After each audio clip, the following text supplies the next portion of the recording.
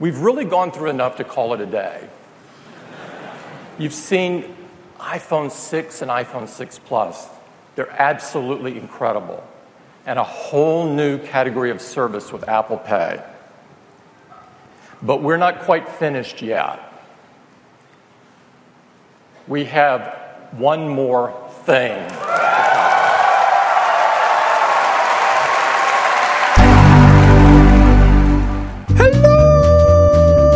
Welcome to the Cultcast, the best 30-plus minute Apple conversation you're going to hear all week long. I'm your host, Erfan Elijah, joined today by a man who was actually front row center at the Apple events, screaming for Bono like a little girl. I'm, of course, talking about Leander Caney. Welcome back, Leander. Thank you. I'm sure yesterday was an insane day for you. Yeah, it was a busy day. Buster, he's not just a pretty face. He also has lots of expert Apple opinions he's going to share with us today. Buster Hein is joining us. Hey, dude. Oh, so sultry. So sultry. This is going to be a great show. The one we've been waiting for, arguably, for the last 2 years as we stalled waiting for this event. 3 years. As we stalled waiting for this event. We're going to be telling you our impressions of the new iPhone 6s. We're going to be talking about Apple Pay and if we think it'll take over the world. And it's great because, Leander was actually at the Apple event. He's going to give us his hands-on impressions of these devices and not just my cutout template iPhone 6 hands-on impressions. We'll talk about that. That's the printout you made, yeah. The one that I printed on my printer and then just held lovingly. We're also going to be talking about the Apple Watch, but more than anything else, we all have a big decision to make, right? Which iPhone is right for you? That's the topic that we're all wrestling with. Are you going to get a 4.7? Are you going to get a 5.5? We will hopefully be helping you make that decision as we're making that decision ourselves right now. So before we hop into everything, I want to thank our sponsors, lynda.com, for supporting this episode with over 2,400 high-quality video courses for you to choose from, taught by industry-leading experts. Lynda.com will help you master virtually any application all on your own time and at your own pace. And hey, guess what? You can actually watch them on your iPhone, on your iPad when you're on the go. Check it out for a 7-day free trial. Head on over to lynda.com/Cultcast. That's lynda.com/Cultcast. I also want to thank Smile Software for supporting this episode. Did you know with PDF Pen Scan Plus, you can take a picture of virtually any piece of paper, and Scan Plus will actually create an OCR PDF that you can search, that you can share with people that you work with or your friends and family. It's one of those tools that I use often because I always find I need to keep track of receipts or little bits of paper, and plus being able to search them later is hugely, hugely beneficial. Check it out yourself. Head on over to smilesoftware.com/Cultcast and you can see PDF Pen Scan Plus in action. They have a bunch of great videos and more information. I want to thank Smile Software for supporting this episode. Okay, Leander, let's just start right from the top. Okay. We, in the morning, it just looked like a zoo outside of Flint Center. And describe the feeling in the room, because Apple has hyped this event up. They had a countdown on their page that everyone was taken to. It was redirected. So everyone was kind of counting down, waiting for this thing to begin. What was it like in that room? What was the feeling? It was cool. Yeah, it was great. There was, outside they had a corral for the journalists, and they had a 2-hour check-in. So I got there about 8 a.m. Holy smokes! And took a couple of pictures. Took a couple of pictures of the big white box. It was they had all these t-shirted Apple staffers, every 10 feet. So I felt like were they cheering for you? Yeah, they were doing a little bit of cheering, and there was definitely upbeat. I took some pictures, got some coffee, and then there was a huge line. There was a big crowd over to the side, and I'm like, who are all those people? And they were, those are all the Apple employees. And they were the ones who were really buzzing because, journalists, they're all sort of jaded and they're like, this is gonna suck. Yeah, they're hungover, and they just want to eat a donut. And but there was, you're speaking from personal experience, I think. There was the funny thing was there was a bunch of there was some really, really, really well dressed people, and they were like, oh wow, these must be all the fashion journalists and all the lifestyle journalists. And there was a lot of those.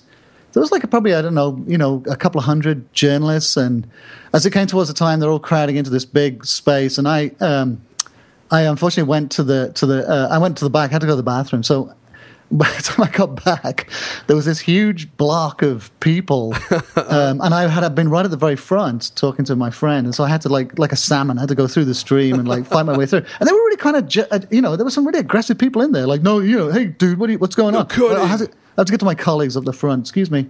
I'm sure everyone said that it was trying to cut. Yeah, right. But it actually turned out to be the wrong move because the people at the front got put at the back. They started filling up the rows from the back. Uh-huh. And so, I would have been better off at the back because then I would have got, near the front. I was going to say that would describe why the picture I saw from you in the audience was like, it was like trying to count how many rows were in front of you, and I lost track. I know, it was a nosebleed seats. Did it feel like a historic event? Because that was kind of how it was touted. Yeah. There was definitely a feeling of history because there's a great legacy there at the Flint Center because this is where Jobs introduced the first Macintosh and then the iMac, and they were definitely referencing that, and that was when Tim straight off the bat when he was talking after he introduced the iPhones, when he was talking about the Apple Watch, he was like, this is the venue this is the venue where we've seen some historic introductions, and Apple has introduced. 4 big, and it was really about the interfaces, like the UI that they use with the products, and this is why they become historical. And he was referencing the original Mac, and then the iPod, and then iOS with multi-touch, and then this is the next step. The next chapter in Apple's history is this, the new interface of the iWatch, which is the interface for wearables. So you knew something big was coming. Yeah, there was a lot of buzz, and the Apple employees, when they were coming in, it was just like the Apple Store opening. They were all high-fiving each other and whooping and screaming, and lots of white guys high-fiving. I love it. Yeah, well, there was a lot of women there, and it was there were people were standing up and sort of taking their picture with selfies with the Apple backdrop. So there was definitely a buzz, but it was pretty quick. I mean, there wasn't a lot of time before the thing started. Oh, the stream was so bad. I mean, yeah, it was so bad. At one point, they basically just switched over to the Chinese audio stream, or I guess video stream, because there was Chinese dubbed over Phil Schiller. And I remember tweeting, I didn't realize that Phil Schiller's Chinese was so impeccable. I got more retweets than I ever have in my entire life. I guess everyone was watching the Chinese stream. Yeah. So unfortunately, it's like if you weren't actually in the room, you missed a large portion of what was happening there, because it kept showing this TV truck schedule. Yeah. And that actually, I think, started becoming like a minor trending topic on Twitter, because it's just like, did it really? TV truck schedule, lunch break, 1:15. It was funny because he was right into it too. It was like, hey, normally we do a bunch of updates and we give you some numbers and a rundown. And he's like, we've got so much to show you today that we're just going to skip all that. And he said, don't worry, everything's great. Everything's great. Let's move on, y'all. I noticed that too. That was one of the parts that I actually caught, was no small talk, just like boom. Right. And I was right from the start, I was thinking they have a lot to announce here. Well, yeah, for the new iPhone 6s, right off the bat, it's going to be yeah, that's what you're starting with. Yeah, exactly. Well, the rumors were all true. We got 2 new iPhones, as you all know, 3 models of Apple iWatch. We got Apple Pay. We even got U2. I mean, literally every rumor that we've been talking about for weeks and weeks and weeks. I was just checking them off one by one. I do want to mention we did something a little fun. We asked everyone on Twitter and on our Facebook page, facebook.com/thecultcast. The Cultcast, thank you, to send in their impressions of the event and what they liked about the products, and we're going to edit those in at the end of the show, and we'll have some surprise guest opinions. So stay tuned to the end of the show for those. Thank you for everyone who contributed those. Let's start with the iPhones. That's where Apple started. Leander, right from the get-go, like we said, boom, here are new iPhones. Right off the top, we should say they're available for pre-order on the 12th and in stores on the 18th. Yes. Do you guys know? Yeah. That's busted. Wasn't it the 19th? I thought it was the 19th. It's on the 19th, yeah. Okay. Thank you for correcting me. Leander, when they were announced in the room, it looked like everyone just went absolutely ape shit. Today, we are launching the biggest advancement in the history of iPhone. There was guys showing their nipples to Tim Cook. I mean, it was like insane. What was it like? Was the energy actually like that when he announced these things? Yeah, definitely. Yeah. People were really, jazzed to see this. Even though like all the parts leaks and everyone sort of knew it was coming. I mean, but it's still nice to sort of see it there and see that see it officially. And they really do look amazing. Like I think the hardware is so good now. Mm-hmm. And for $600, like a mini computer that is that powerful and can do those many things, it's a piece of technological magic. Mm-hmm. And when I got to pick them up, they're super light. I mean, it's funny. They do make the iPhone 5, the 5S, look like a just feel like a piece of trash. Yeah, and fat and heavy. Because they're much lighter, even the big 5.5 inch. I can't remember exactly. Like the feel. I don't know if it is lighter, but it feels lighter because it feels like a big piece of metal and glass. It's substantial, but it's really, really light, and it's really, really thin, but it's rigid. So, and I watched your videos that you posted on Cult of Mac. You took some YouTube videos and stuff, and you said they were very comfortable hold. Would you describe the differences in the feel when you're holding them for the 4.7 and the 5.5? Well, the 4.7, obviously is a little, because it's a bit smaller. It's comfortable to hold, and the rounded edges and the rounded glass on the front makes it very, you're not catching. I think with a big, if they'd made it sharp like the iPhone 5, it might have dug into your flesh a bit because of the size of it. Maybe not, but no, I think you might be right because it's so huge. Like it's kind of like pressing against your skin. Yeah, right. The rounded corners definitely help, and especially with the 5.5 one, it definitely helps make it really comfortable in your hand. Mm-hmm. And of course, the problem is the one-handed use. How do you stretch your thumb up? And on the 5.5, there's even like a long. Kind of my long withered thumb, couldn't really get all the way up there, even halfway up the screen. So they have this new feature now where you can just double press. You don't double tap. You don't press the home button all the way down. You just tap lightly on it, like a double click. Yeah. And it shrinks the interface. It shrinks the screen halfway down, and then then it's really easy. It's actually perfect. It's almost like it was. Oh wow! It's right there. That as far as my thumb can move. So you're talking about the reachability feature. Yeah, yeah. And so you found that to be intuitive because, as Leander mentioned, you double touch the home screen and it brings the home button. It brings the screen down so you can reach the top buttons and icons and stuff. I've heard mixed reviews so far. Some people said it was a really big cop out and they didn't like it at all, and some people said it was an effective way to use like a giant iPhone with one hand. So, what was your impression? I think it'll take a little bit of getting used to. The first time I did it, I double clicked it, so I went to the home screen and then.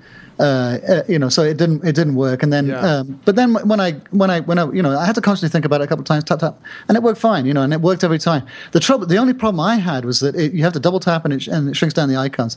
Then you tap on the app you want to use, and it goes back to full screen. So then you have to double tap it again, and then it shrinks the interface for the app you're in halfway down, and then if you press the say a text box to put in a URL or type a message, it goes back up again. So it's not persistent. That was the problem I had.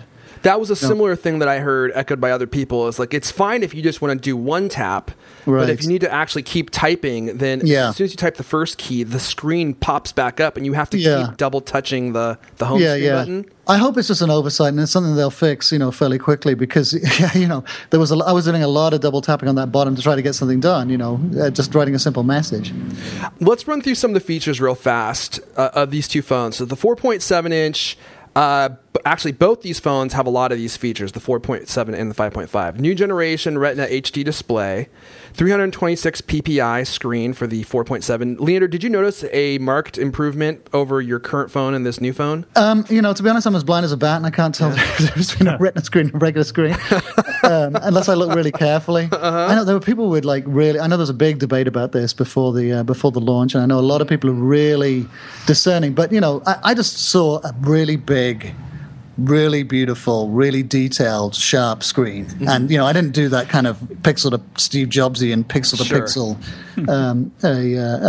comparison. But, what I saw looked really nice. It's supposed to have a wider viewing angle, too, so you should be able to see it from, a greater angle away from, just dead center.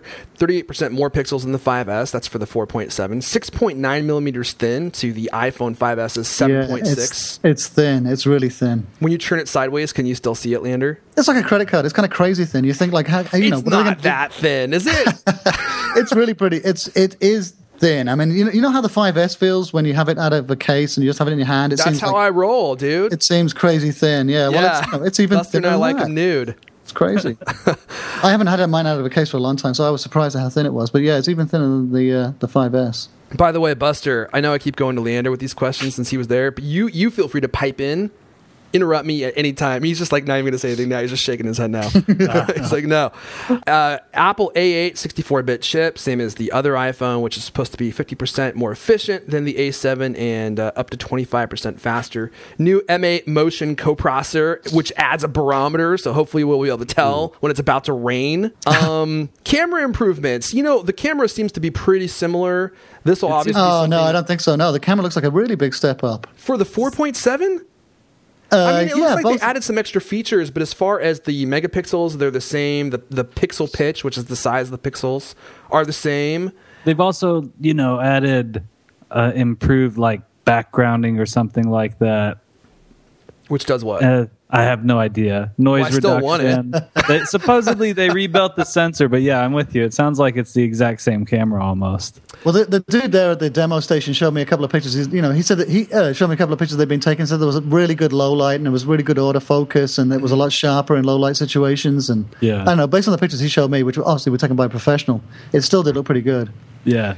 240 frames per second, 720p or 720 slow-mo video. So that's HD slow-mo. Does the 5S have HD slow-mo video? Yeah. Does it really? Is it 720? It's 120, right?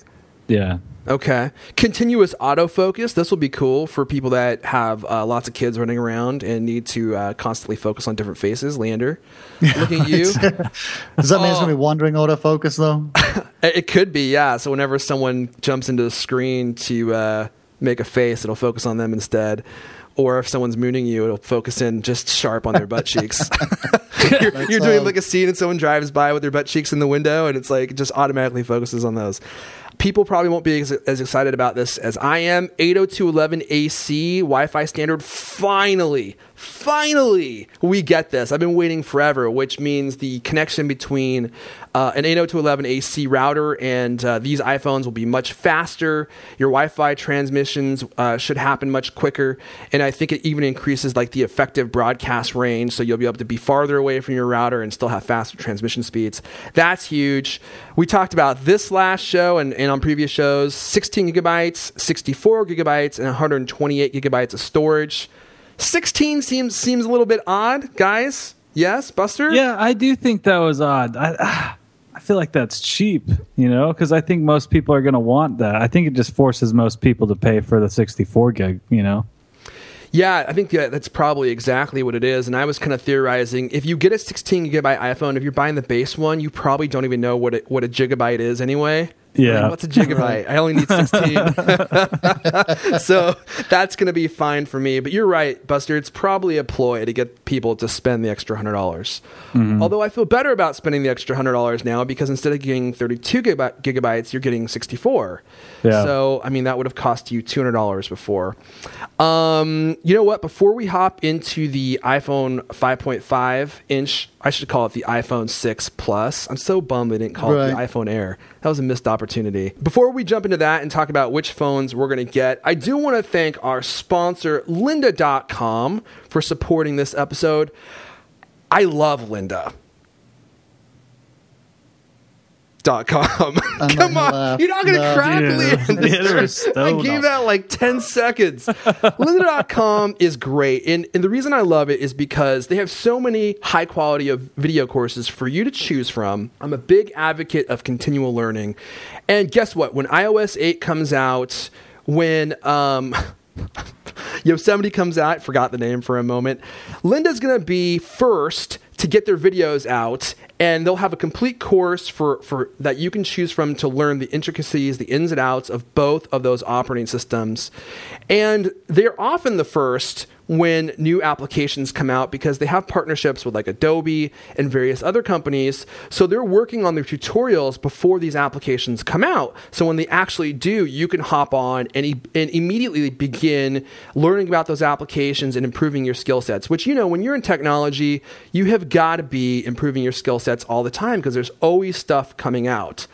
Well, not only can you learn on your computer, with lynda.com, you can hop on your iPad with Lynda's free iPad app and iPhone app and learn on the go wherever you are. That, of course, makes it super easy to jump in and out of courses and learn on your own time, which is one of the best parts of Lynda. You just hop in, learn when you can, hop out, come back later, revisit topics. And because Lynda's videos are all closed captioned, you can actually search for anything that was spoken in any of the courses to find the segment that you're trying to get back to again, to rewatch it later. I just love lynda.com, and if you're trying to keep your skills sharp, if you're trying to learn Photoshop, maybe you're trying to learn about design or business, go check out lynda.com/cultcast. It's lynda.com/cultcast. You'll get a 7-day free trial to learn all you want and see for yourself why I always say, I love lynda.com. All right, guys, on to the 5.5-inch iPhone 6 Plus. I wish they had called it the iPhone Air so I could gloat to Alex E. Heath, but it's the iPhone 6 Plus. It has a 1920 by 1080 Retina HD resolution, 401 ppi screen, 185% more pixels than the 5S. And the cool part is that they added like a second pane to some apps. So, and I think developers can probably build this in. Yeah. So it actually gets a whole extra pane of information. Leander, did you see any apps that featured that? I played with the messaging app, and it's just like on the iPad. You know, it brings up that window on the left with all your contacts. Yeah. Did you find it great. eminently useful? Because I'm not sure I would really get much use out of that. Yeah, you know, I can see it being useful if you can, you know, if you can remember remember that it's there to use it. Well, it's cool that you can finally use the home screen in landscape mode as well. Because I always try to do that on my iPhone, and I always forget that doesn't actually work. Mm-hmm. Right. So the big question here is, which phone is right for you? Leander, you and I have been coveting an iPhone the size of a Samsung phablet for many months now, for many moons. Now we have the option, and now I'm kind of not so sure what I want. So which one do you want? Oh, really? Which one do you want, Buster? Oh, I'm going for the phablet all the way. Are you really? Yeah. What's your logic there? It would replace my iPad mini mostly. Also, the camera's a little bit better, and why not just have a TV in your pocket? So we mentioned optical image stabilization is part of the iPhone 6 Plus, which is obviously a big deal for low light pictures because it should mean that they're much sharper. So no hard decision for Buster. He's all about the big one. Yeah, go big or go home. Leander, I kind of feel like we don't have a choice. I feel like no matter what happens, you and I and a lot of people are just going to end up with the bigger one just because we need to have the thing that has the most features, even if they're features that we'll never actually use. You're right, and like Buster, you know, like I want that big screen, and I feel like, and there's better battery life too. The battery life is a lot better. That's actually a great point. Yeah, in some applications, up to like 20, 30, 40% better than the regular iPhone 6. Although we'll see how that actually plays out in real time, you know, when we're actually using it every day. Yeah, but like you say, I mean, I'm definitely going to get the bigger one, the biggest one. But I'm just wondering whether I'll get buyer's, you know, remorse a few weeks down the line. Wish that you had something that would fit in your pocket. Yeah. That's exactly how I feel. Like, I'm holding this paper template. By the way, I don't know if we mentioned this. Ars Technica released these great paper templates. Search the web for them if you want to download We have them on our site. We have a link to them. Oh, do you? Excellent. On cultamac.com. And you can print them out, and then they're life-size replications of, you know, how big the iPhone will be. So I've been holding this stupid paper template in my hand for the last 24 hours, trying to figure out what I'm going to do. And the iPhone 6 Plus, when you hold it in your hand, at least from the paper template, it's hard to reach the corners. And I find it a bit awkward to hold and actually use at the same time. Leander, did you find that it was awkward to hold in any way? No, not really, no. And neither to use, you know, except for that problem with stretching a thumb up to the top icons, you know, which, what's it called? I can remember the name of the feature, but the shrinking. Reachability? Yeah. Reachability. Right, which that solves. And I think in a lot of cases, you often use your phone, you know, with both hands anyway. Obviously, you use it with one hand too, but no, it was easy to hold, and it was easy to do a lot of things with one hand. It felt to me, as I was holding the template, that if I were to try to attempt to do things with just one hand, it made it feel like unsafe in my hand, like I might drop it. Is that a sensation you experienced when you were trying to one-hand it? No, I think it's the sensation you get with the smaller phones, you know, we're actually sort of a little fiddlier. So you're going for the 5.5 then? Yeah, definitely. Decision made. I honestly don't feel like I have a choice. I feel like I'm drawn to the 5.5 like a bug to one of those like bug lamps. I'm gonna get zapped when I get too close. But that's honestly how I feel. The 4.7 looks awesome, and I think I was holding the 4.7 template up to my iPhone 5. Yeah, the it felt very similar in size. It is. It's plenty big, and it's a really, really nice phone.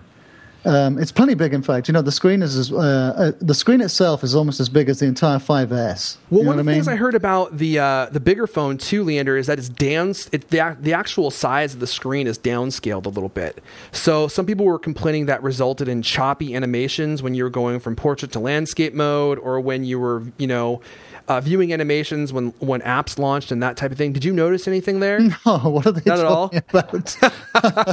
There's probably some guy there with like a jeweler's eyepiece on. Yeah, and he's like precisely. looking at it as it's opening and closing. Right, he's filming it in 240 frames per second and clicking through every single one to see if there's the slightest bit of slightest bit of choppiness whatsoever. No, I didn't notice anything wrong with it. It was fast and responsive. I mean, but like I said, I'm as blind as a bat, so maybe I'm not the best person to be judging this. But no, I didn't see anything like that. So one thing with the 5.5 though you might think about is, because at the moment I use a book wallet case. Yeah. Oh. Which hopefully I can with Apple Pay I can almost get rid of that, but I still have my driver's license. Yeah. But I'm wondering whether if I have an accessory like that with a 5.5, I mean, it's gonna be like carrying around the full size book that you can put your computer in. Yeah, it's going to be, and that's a great point too, and I've heard some people mention that. With this thing in a case, it's going to be ginormous. Yeah. It's barely, I was talking to Adam Christensen from the Mattcast, and he said, somebody out there said it was like carrying a skateboard in their pocket. It's so huge. And then you put this thing inside of a case, and it's like you wouldn't be able to sit down, or this thing is going to be like wedged between your thigh and your wiener. It's not going to feel good. It's going to cut off the circulation for critical components of the body. So that's the one thing that I'm worried about, because Buster and I, our jeans are pretty skinny. Buster, you're still into this whole skinny jean thing, right? Dude, too much, yeah. He could barely carry like a credit card in his wallet, let alone a 5.5-inch iPhone. And that's honestly, I know that sounds silly, but that is one of the things I'm actually concerned about, is am I going to have to start carrying around like a fanny pack? Yeah, you are. Or a Merce. Cool. Yeah. And I say that hoping that that's the case. Well, where do you put it now? Which pocket do you use? I put it in my right pocket, and I feel like the iPhone 5 as it is already kind of long. Like when you sit down, you can feel it in there. And the 5.5 is going to be way bigger. But let's face it, none of that matters. All that matters is the 5.5 has all the tech. That's the newest and best. So I'm probably going to go with that one too. So are we all 5.5s? Yeah. There you go. It's okay. What? Alex told me he's going to go 4.7. So well, you've seen Alex's hands. Yeah. Even with the 4.7, that's going to be a two-hander for him. So I don't really feel like he has much choice there. Hopefully that helped you guys. I know there's a big decision. I know that sounds stupid because it's not really that big of a deal in the scheme of life, but a lot of us are going to be pre-ordering without seeing this thing. Right. And so you kind of got to make your decision now, because if you don't pre-order it, it's not going to be available until, July of 2016. You're going to be waiting, forever to get your hands on it. So you kind of need to make your decision now and lock in your pre-order. Right. Pre-orders happen Thursday night, Friday morning. If you want to stay up late Thursday, I would probably just do it that way and get your order in so that you're not backed up for 2 months. Because does anyone not think this is going to be an absolutely huge hit and then Apple's going to sell 1 million of these things? Yeah, I think they'll sell as many as they can make. Yeah, absolutely, exactly. And more. Yeah, yeah. I mean, there's going to be a short definitely gonna be a supply. Yeah, especially with these big screens being so in demand for so long. I think they're going to be in short supply as well. So let us know which one you decide to get. Head on over to our Facebook page, facebook.com/thecultcast. I would be interested to hear what you guys think. Let's talk about Apple Pay. A truly mobile wallet has long been described as imminent, but it remains elusive. Most have been a disappointment or have not yet worked well enough for mainstream adoption. Why is this? It's because, as it turns out, most people that have worked on this have started by focusing on creating a business model that was centered around their self-interest instead of focusing on the user experience. We love this kind of problem. This is exactly what Apple does best. And so we've created an entirely new payment process, and we call it Apple Pay. This was a rumor that we heard about a week before they actually announced it. This is Apple's attempt to bring mobile payments to ubiquitous use here in the U.S. as it is kind of like in Japan and stuff. It looked really cool. The demo they showed, if it works as easily as it looked in the demo, looked really amazing. Okay, your total is $23.78.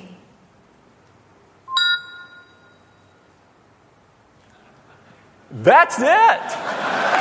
Leander, what are your impressions of Apple Pay? Is this going to take over your wallet? Yeah, well, I'd love to ditch my cards. So I hope so. But, I went, I had to run a couple of errands this morning, and I had to pay my, I had about 3 interactions. I had to put some money in a parking meter, then I had to get some coffee at a little coffee shop, and then I had to go into a parking garage. Mm-hmm. And all those places, I was like, would I be able to do this with an Apple Pay card? I doubt it. So, I think it's going to be great when you go to the Apple Store or to Disneyland and a bunch of other places. Or to both in the same day. Yeah, right. So it's going to be great, when you go to those places. But then everywhere else, would you be able to use it? It's only going to be really useful when it becomes ubiquitous, like it is in Japan and in Europe. Yeah, that's really true. It looked incredible. And The Verge had some hands-on video of it, and I think Nilay Patel was the one using, and he was having the phone hovering above this little, NFC pad, and it took about 10 seconds for the transaction to go through, and all he had to do is, scan his thumbprint on the Touch ID pad, and it worked. And it was just as easy to switch credit cards and stuff, so the whole process looks really seamless. But yeah, are you going to be able to use it with parking meters? Not a chance, not anytime soon. Are you going to be able to use it at the stores that you frequent that aren't Staples, what was it, like CVS and McDonald's? Like a lot of these places they announced, I don't really shop at. Yeah. But a lot of people do, though. So yeah, I mean, man, if you love McDonald's, your drive-through wait is probably going to get cut down.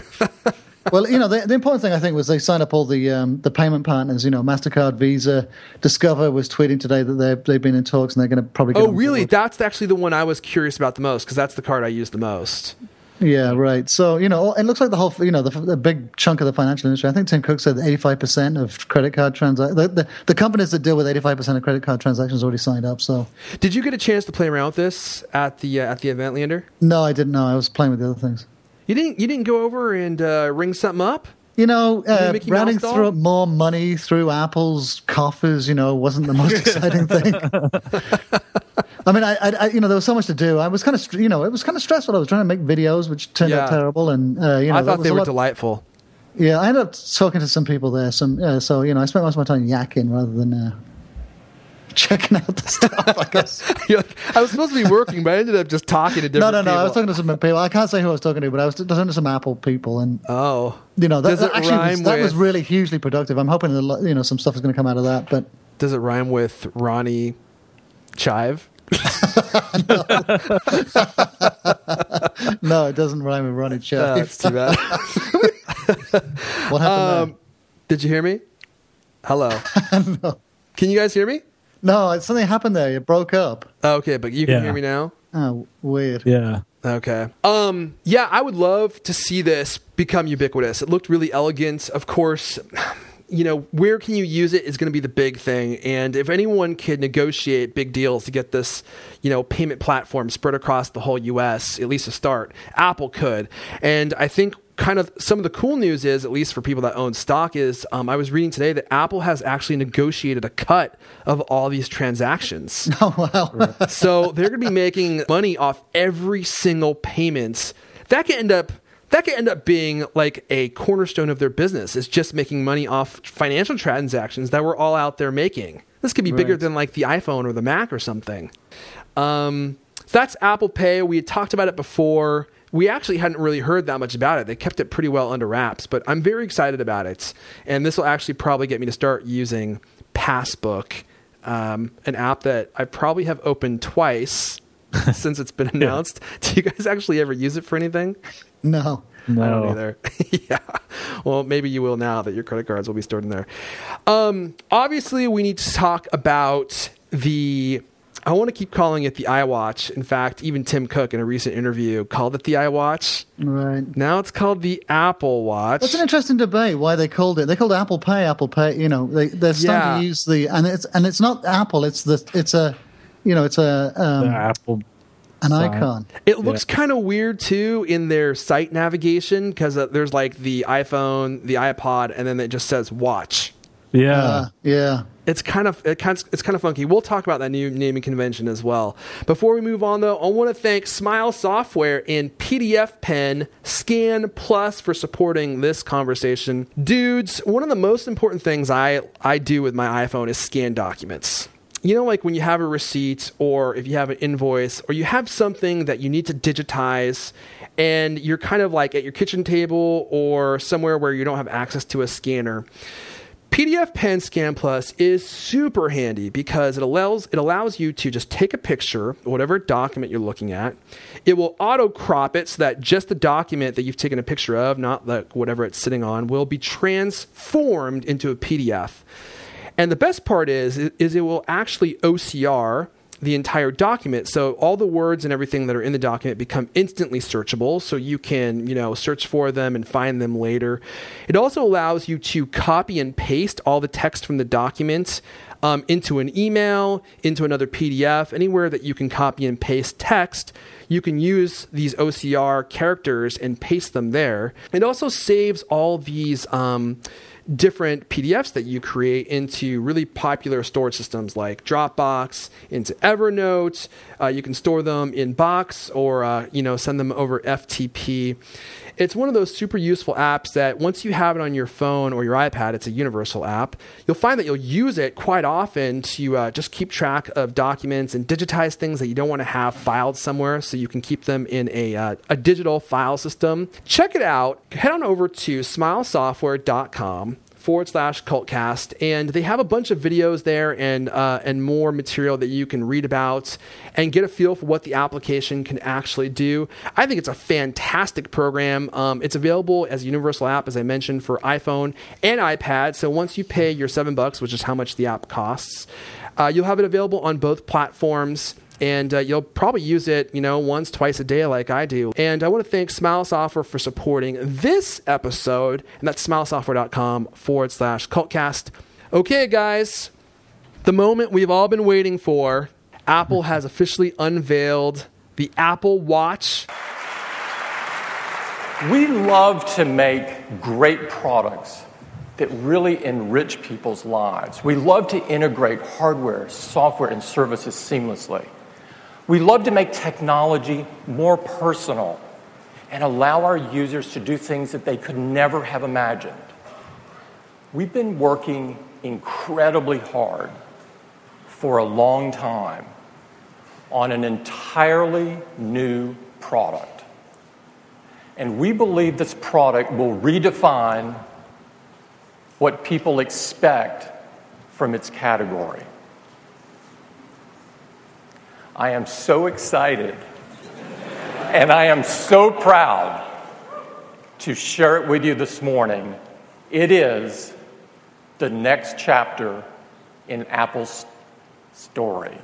And here it is. Available in 3 editions, the regular watch, the Sport Edition, and the Edition. Yeah. So weird. Yeah, so let's talk about, before we talk about the actual features of the phone, our impressions. There's a lot of hype behind this product, obviously. Buster, you and I kind of chatted about this yesterday. Yeah. They released it, they were showing it, they were talking about the features. What were you thinking? I thought it looked too close to like all the concepts I had seen. I was expecting something, I guess, radically different, but it was just, a very like refined and perfected smartwatch based on, a lot of the ideas out there. And they have a lot of like cool new things, and so I think there's a lot of potential there, but I don't think like Apple hit it out of the park per se yet on the smartwatch.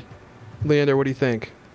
Yeah, I'm with Buster. I was like, oh, really? It looks like the Galaxy Gear watch? It doesn't. You know, do you think it looks like that? I don't think it resembles that very much. And you know, the out of It's case, similar though. It's a watch, you know, and I wasn't expecting it to be a watch, you know. right? I know. I thought they were going to have a range of like crazy things, you know, like these clasps that almost like, you know, automatically wrapped themselves around your wrist and then closed up on their own. Yeah. Because some of the concepts were crazy. I mean, the mock-ups, you know, that people have put out there. So I filled my head with all these like mad, you know, Minority Report type, you know, really futuristic technology, and it looks like a watch. Okay. I do think it's the best take on it, though. You know, like it's really smartly done, but it's just a little disappointing that it's in the watch form factor. Yeah, I'm kind of with you guys. I wouldn't say I'm disappointed, but I was a little underwhelmed when they started showing it off. And I think, kind of echoing what both of you said, I was not expecting there to be such a small emphasis on the fitness aspect. I thought they were going to come out and say, hey, look, it's a watch. Great. Now that we have that all out of the way, here are all the great fitness things that it does. And we're going to talk about that for the next, 30 minutes. But instead, they spent a lot of time on how the watch looked, like the clock functionality. Animated GIFs. Animated GIFs. Or animated emojis, that's what they're called. There was some weird features, that's all. There's some interesting features. The digital crown, I wasn't expecting that, you know. And the feeling your friend's heartbeat, that's kind of weird. So that was the thing about it that kind of threw me off. So like I said, I was expecting Apple to come out and tell us why we all needed an Apple smartwatch, okay? And they did that, and I left the keynote thinking, I'm not really sure why I would want this. Like the heartbeat stuff, kind of cool, I guess. Not really sure if I would want to use that. Drawing pictures on the screen and sending them to my friends, not really sure I would use that. I did like the crown navigation. I think that seemed pretty intuitive, by navigating with that little kind of like winding wheel on the side. It looked pretty good, but as far as the fitness aspects are concerned, that was the part I was most excited about. I wanted to know how this was going to revolutionize the fitness world, how people were going to use this to get a lot healthier. And they did share some of that information. Yeah. But aside from that, those fitness features, I didn't really see anything that made a compelling case to want to own one. Yeah, they weren't revolutionary features in any way. Yes. No, but they've stuck the interface that you're used to seeing in the fitness trackers onto the phone itself, right? So at the moment now, if you have a Jawbone or a Nike wristband, you have to go to your watch or to an iPad to look at how you've done. Mm-hmm. Mm-hmm. And now they've put that information right onto the watch face.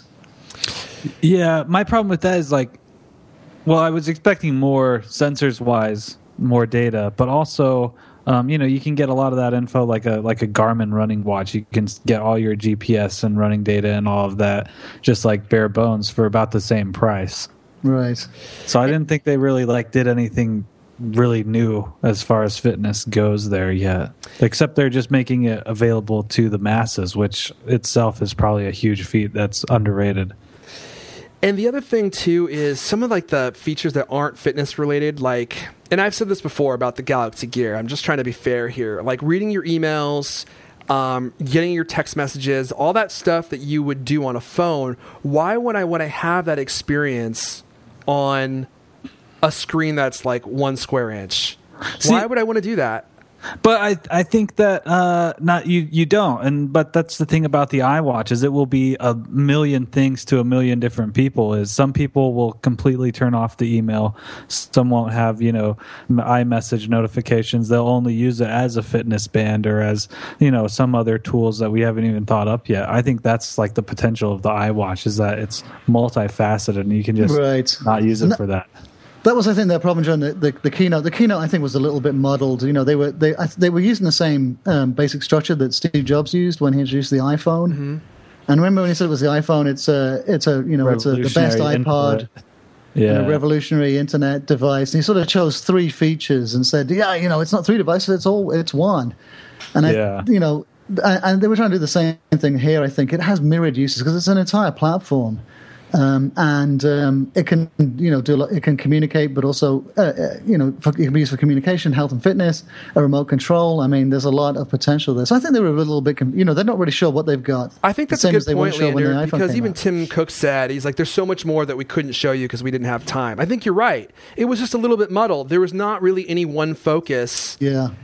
I thought the fitness stuff was fairly focused. For that, I was like, okay, that makes sense. You're going to be able to use it to go running and stuff and keep track of like how long you stand during the day. But the other features, I'm like, what is all this stuff?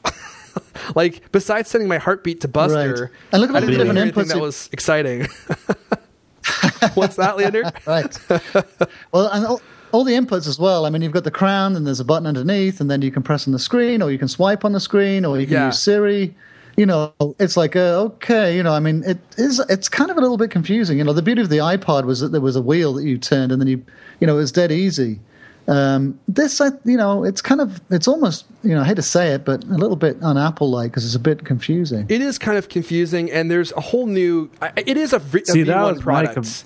It's definitely a V1 product, right? I mean, this feels like just the beginning. There's a lot they're going to have to do to make this something that people might really lust after. But there's a whole new interaction language that Johnny I was talking about, which kind of did make sense to me. I think that, like I said, that crown portion of it was, kind of a good way to interact with a screen that's really tiny, and you can't really have your fingertips in there, zooming in and out of stuff, which they said. I like what were you going to say, Buster? No, just I like that. Yeah. Coming early 2015. They didn't say all the different prices. The base model, which I think is the the Apple Watch rather, Sport, the base model. Do you guys know? I think that's the base model. Yeah, that's the base model, and that one has sapphire glass, and then the no. That one doesn't have sapphire glass. Oh, that one I'm has sorry. The ion glass display, which makes it more lightweight, and then it has that synthetic strap. Yes. And then there's the Apple Watch, just the Apple Watch, which comes. I think with the Apple Watch is the base model, and then the Sport and the Edition are upgrades. See, I heard that the Sport was the base model, and the regular watch was the upgrade because it has the sapphire screen. Oh, really? Yeah, I think the Sport one is the base model. That's starting at $350. But it's confusing because when you go to Apple's website, it lists them in the order of Apple Watch, Sport Model, Edition. Yeah, so you would think if that wasn't the base model, they would switch those. Did you? Obviously, a lot of questions here. Did you get to play with the working iWatch, Leander, or Apple Watch? Well, no, and this is hands-on gate. There was a bit of a controversy yesterday because they had the staffers. They had 3 tables with I think about 8 staffers on each table, so I don't know 20-odd watches, and there was a huge crowd. So they had the Apple staffers. They were wearing the watch, and they would show you the functions on it. But then they said, do you want to wear one? And they'd strap it on your wrist, and it would go through a sort of 2-minute pre-canned demo. That showed it buzzing. So it was like a programmatic demo. You couldn't actually interact with it. Right. And so that blew up on Twitter yesterday. People were accusing Apple of pulling the wool over journalists' eyes and trying to pull a fast one. They're and this obviously not done with it yet. They did the same thing with the iPhone. It wasn't. You couldn't even touch it. It was just in that's case. Yeah, I know. That one was in a case. Exactly. Yeah. It kind of sounds like we've all made our judgment, but correct me if I'm wrong here. I'm kind of withholding my judgment to the very end when I actually use it. Are you guys kind of in that same place, or have you guys already decided maybe this is not the much hyped iWatch we were all waiting for? I'll have to play with it in the store, but I'm definitely not I got to get one on launch day. Yeah. Yeah, although we all kind of do have to get one on launch day. But if we didn't need to get one so that we could talk about it, would you spend your hard-earned money? I mean, the base model is $350. Who knows how much they're going to cost from there? There's a few things wrong with it, I think. For me, we talked about having to carry your iPhone to go on a jog. Okay, with so this is a great, exactly. That's a bummer, and I'm sure Apple's going to fix it in the second or third generation. But that's also a thing. I'm like, well, why jump on board on version 1 when the second and third versions are going to be the more exciting products? So what Buster's talking about, so there's infrared sensors in the back of the watch, as you probably saw, that can detect your pulse and measure the intensity of your activity. There's accelerometers that track your movement, but in the keynote, they said that the iPhone and its GPS and Wi-Fi were needed to track your movement on distance activities, so runs and biking. So I'm thinking to myself, I wear very, very small running shorts. I mean, they're almost not legal. And when I'm running, where am I going to carry a 5.5-inch iPhone that needs to be present in order for my iWatch to deliver on the physical activity tracking that has been much touted? Yeah. You know what I mean? How is it? I hope that I'm wrong in that it's not going to be necessary and maybe you could sync when you get back or something. But, you know, if it doesn't have a GPS unit in it, it's not going to be able to tell, as far as I'm aware, where you're actually going. And it's not going to be able to paint a path for you. Yep. So you might need to have your giant iPhone with you. That's a pretty big bummer. Right. I think definitely. So, yeah. Yeah, definitely. Because people are complaining that it doesn't work with Android either, right? You have to have an iPhone for it to be... Oh, brother. I don't Facepalm. care about that. Yeah. It's like, that's like saying your Galaxy Gear doesn't work with your iPhone. It's like, I know, but it's related. It's related. It's not a standalone device. That's true. It's. They said that you absolutely have to have an iPhone to have the full functionality of the Apple Watch. Although it can be used for telling time, and for mobile payments, as far as I'm aware. Even if your iPhone is not there, right? Because I guess it stores that stuff in the secure enclave. I wonder how you verify the payment there, though, if you don't need the iPhone around to do it, because you verify with Touch ID on the iPhone. Well, because when you put it on, you put a code in, and then it knows when it's attached to your arm because it can detect, your pulse. So, does it have, pulse detection. Does it like have like a biomarkers for you, so it identifies like? No, it's just as soon as you take it off, it knows it's been taken off and it resets. Oh, so but it doesn't like identify your own. No, not you personally. Stuff. No, that's a bummer. Some of the other notables about the Apple Watch, it has an activity app that will, track your movement and encourage you to burn more calories by standing and increasing your brisk activity, which could be walking or anything faster than walking. And I thought also Jay Blahnik was in the marketing video, and he was talking about how people need to stand more, and the Apple Watch will help you do that. As somebody who's recently started using a standing desk, I think that's right on. If you could just stand more during the day, you burn way more calories, even though you're not really being much more active. Dedicated workout app tracks your walks and runs and your bike rides and stuff, but you're going to have your iPhone with you, it seems, which is kind of weird. Not to mention, Leander, I think you may have written the piece about how the watch is not waterproof. It's actually only water resistant. Is that right? I think that's still a little bit unclear. I didn't write that piece, no, but that was based on something that David Pogue, I think, asked, right, Buster? Okay. Yeah, that's right. And I think it's still a bit unclear. Like, they said they had a waterproof speaker and that it was water resistant. I mean, so you could use it in the rain, but if you're a triathlete and you need to take it in the lake to measure your fitness activity, obviously I don't that would be a problem. Yeah, the rumor was that it would be like able to go like 30 feet deep, but if you can't even splash it with water, how's it going to stand my sweat? Yeah, Buster sweat especially comes down like a spring rain. No indication on battery life from Apple officially, although we're hearing it needs to be charged every night, just like your iPhone. Hopefully that actually ends up not being like twice a day. Like that's going to be a big problem, because I mean, they've got it's a high definition screen and it's got a bunch of sensors. It does so many different things. It's almost impossible to get a battery in the size of a watch. You get a battery that would last, for a long time. Yeah, and this is a problem with all smartwatches that I've heard. I mean, they're all struggling with battery life. Well, people said the same thing about the iPhone too. Remember that in the early days, because cell phones used to last a week. Mm-hmm. Without a charge, and then people got used to charging their phones overnight.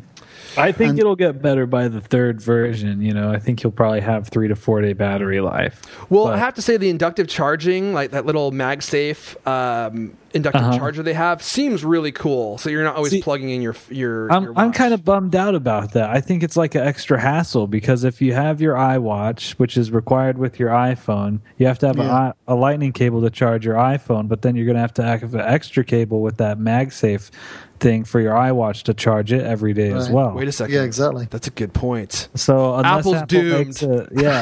Well, I just think they should just make it as like an attachment for a lightning cable so you can charge your iWatch from a lightning cable too. Well, can I bring up another point about having to charge it every night? So one of the things I love about fitness trackers that I've used is you strap them on your wrist, when come nighttime, and they measure your sleep. And this is going to be a replacement for those kinds of devices. And yet I didn't hear anything about if it can track your sleep. And if it could, I mean, would it have the battery life to be able to do such a thing? Because you need to be charging it at night. When you take off your iWatch to charge it, you put on your Jawbone up to go to sleep. So now you got to have two. That's their official You're going to solution. have a different wearable for each activity. So, I mean, now you have to have two fitness devices. One. Yeah, that's another good point. If it's not waterproof, Leander, I mean, do you want to always be taking your fitness device on and off? I mean, it feels like it should work in the shower. I know I will never, there will be days where I go without an Apple Watch because if I have to charge it every night, I won't remember to put it back on, Right.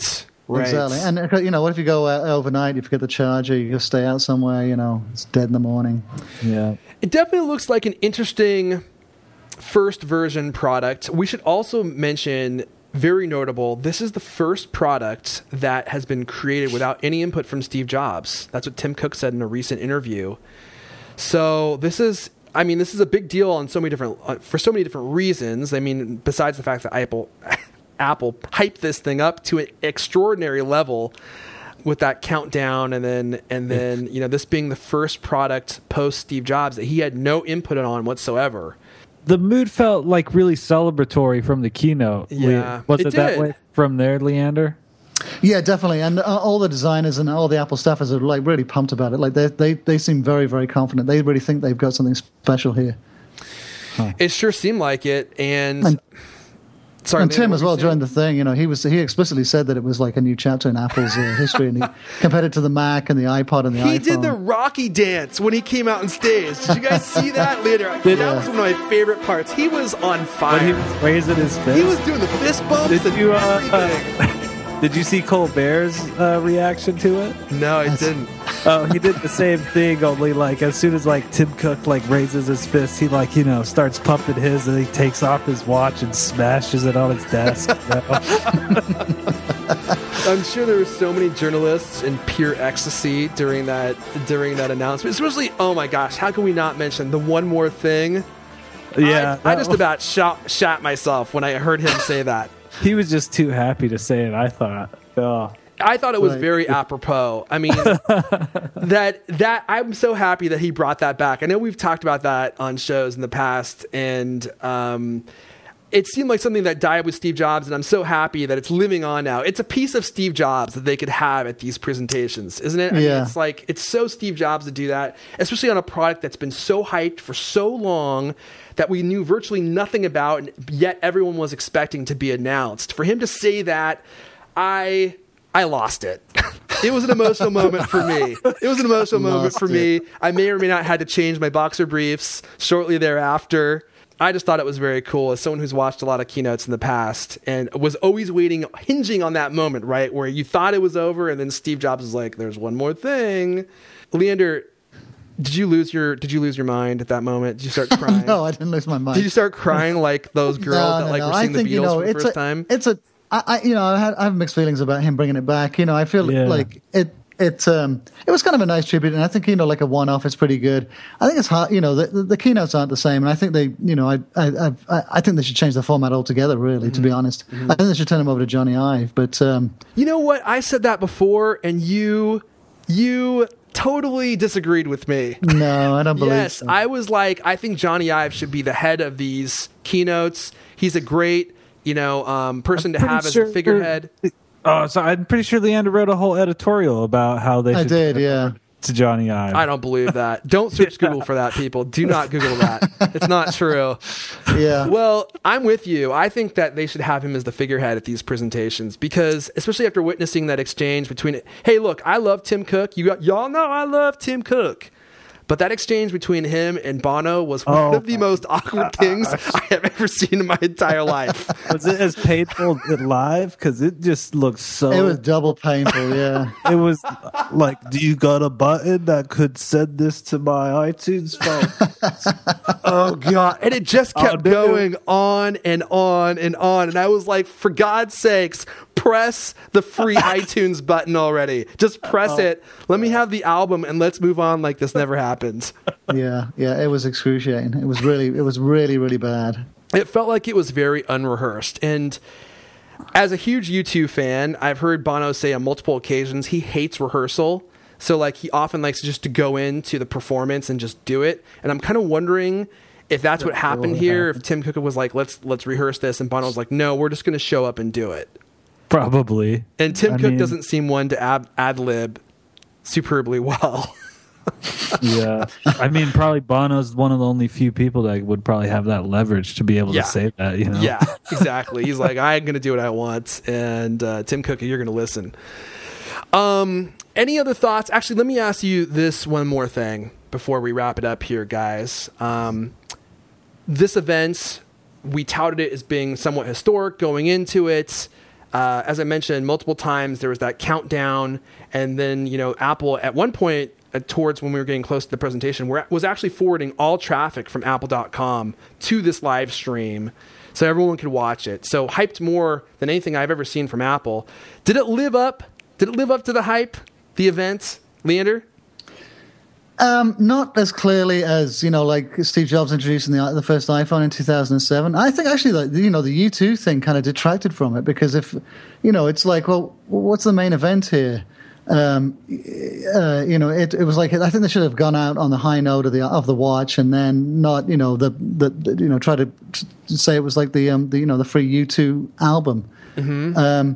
You know, some I think were the only other one I've really felt that there was a clear sense of history that I've been to was the iPhone one. Mm-hmm. And in the past, you know, you kind of look back and it was sort of only in the rearview mirror of history that you can sort of go, okay, well, that one was kind of more significant than I realized at the time. Mm-hmm. I mean, I've sat through plenty where Steve got really excited about, you know, being able to send iPhoto cards and, you know, fairly small and not very exciting features, you know, of the software and stuff.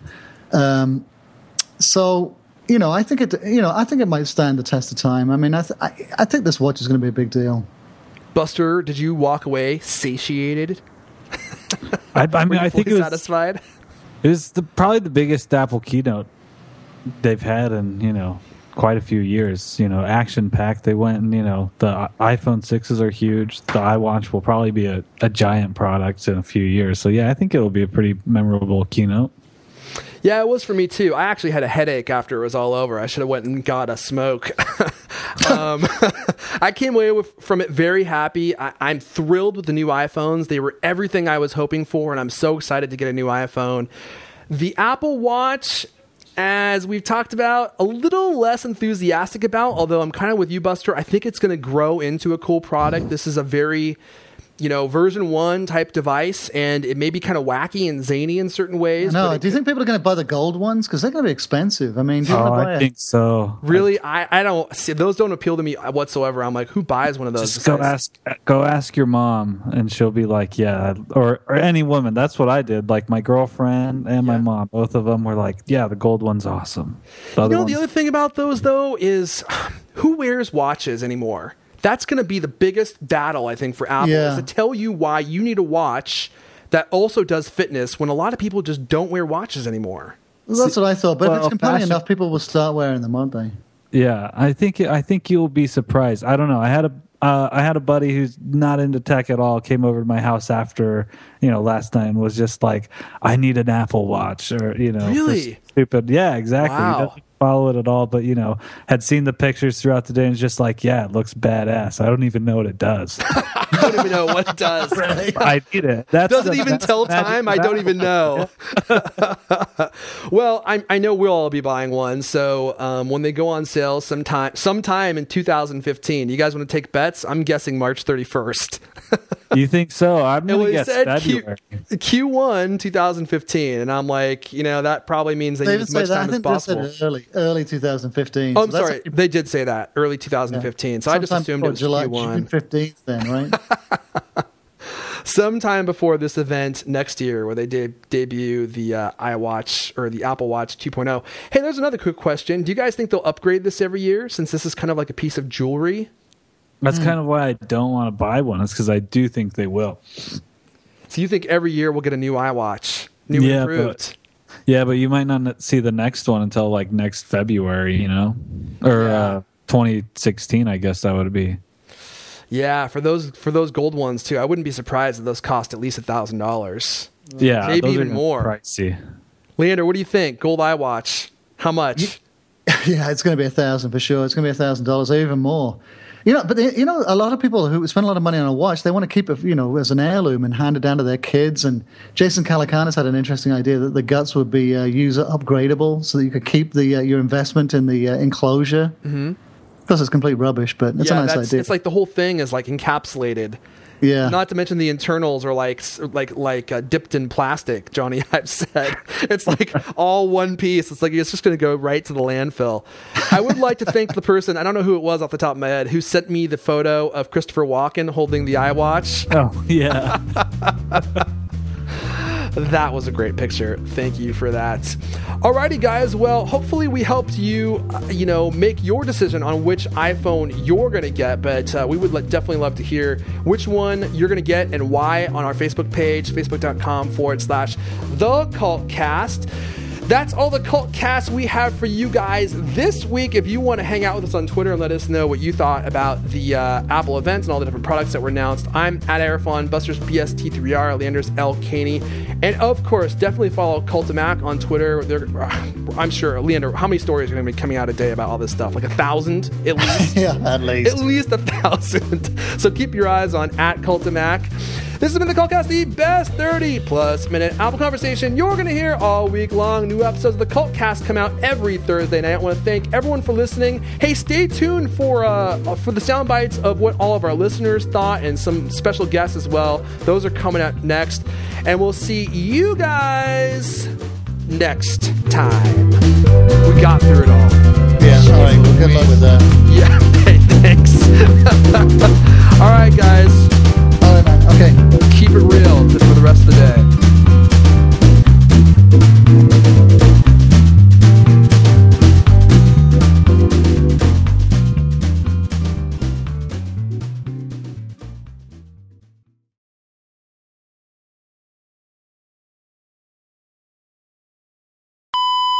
Hi, this is Lee Ellis from the UK.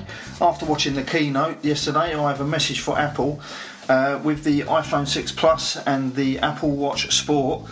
Shut up and take my money.